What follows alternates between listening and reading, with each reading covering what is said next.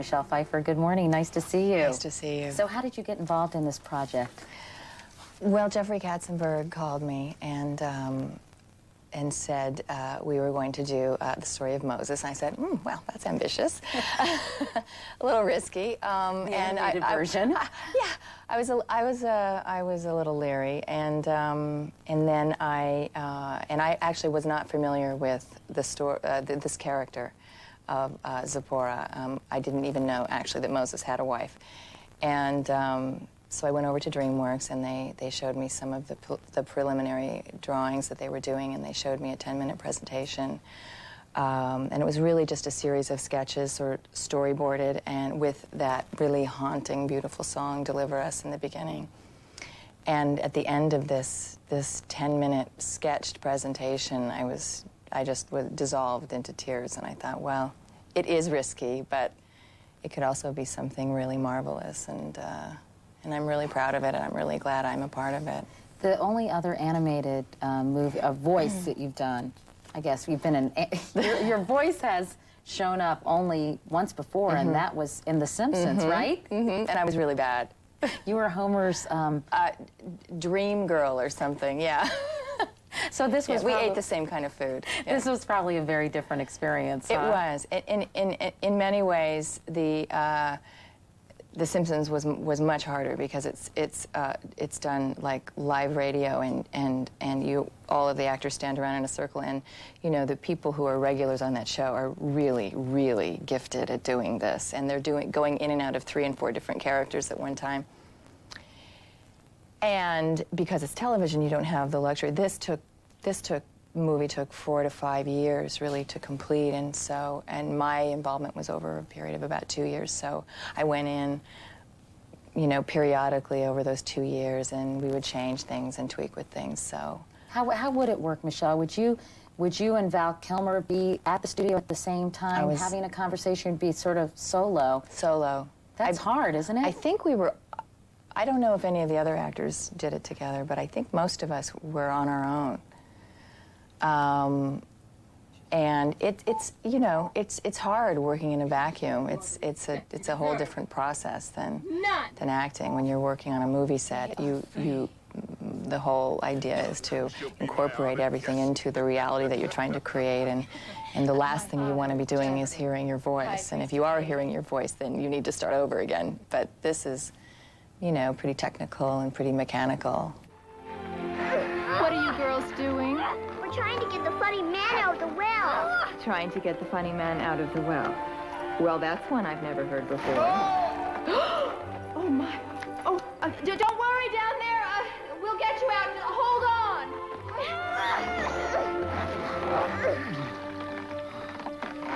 You.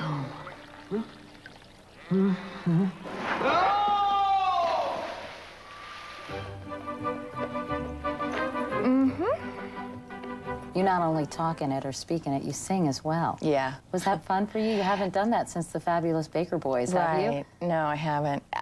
I really love to sing, but I'm sort of a shower singer, you know what I mean? And I have to... But you have a really pretty voice. If I work at it, but I don't work at it, and so when I'm called upon to sing in a movie or something, then I cram.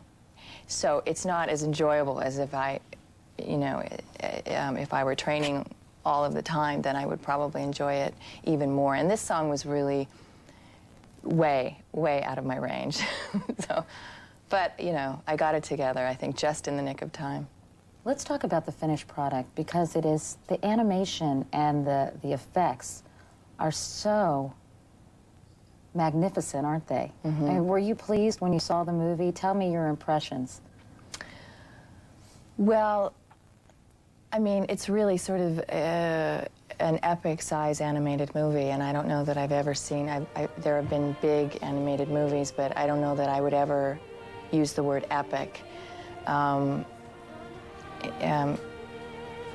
in conjunction with animation, and it's just huge, and it's just, it's interesting because there's been a lot of talk about, well, is this something for kids, and will kids go to see this, and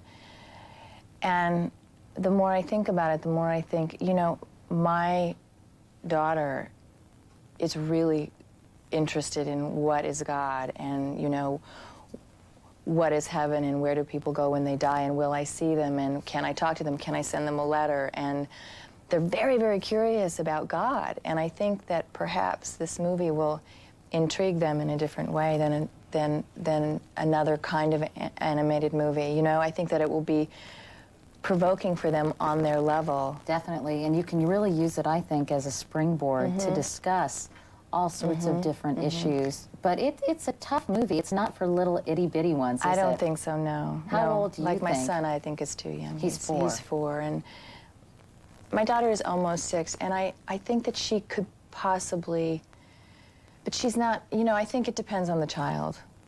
I think 7 is a pretty safe age for most kids. And anywhere between 5 and 7, I think it would depend on the child. I was just glad that I was there. I brought my daughter, who's 7, and a friend of hers. I just was glad that I was there with her so Yeah. I could comfort her in the frightening parts because, you know, the story of Passover is pretty Yes, brutal. Pretty brutal. And yeah. upsetting. Yeah. And it was just, I think it's important to definitely have a comforting adult there Right. when children go Right, to see to the help them movie. process it, yeah. Yeah. Now, you're working on another movie now, or are you just about to start Just another about to movie? start. I'm in rehearsals for a romantic comedy with Bruce Willis and Rob Reiner's directing. It's You called looking The forward to Story of that? Us. I am. I'm having fun. Yeah, yeah. Can you tell us a little bit about, Marriage on the Rocks. oh, one of those You know, happy, we fight a upbeat lot. date movies? We fight a lot. Yeah. Anyway, well, it's great to see, of course, you're Zipporah in Prince of Egypt, and I hope it does well, because I think it's a really beautiful movie. Thank you. Good to see you, Nice Michelle. to see you. And we'll be back in a moment. This is Today on NBC.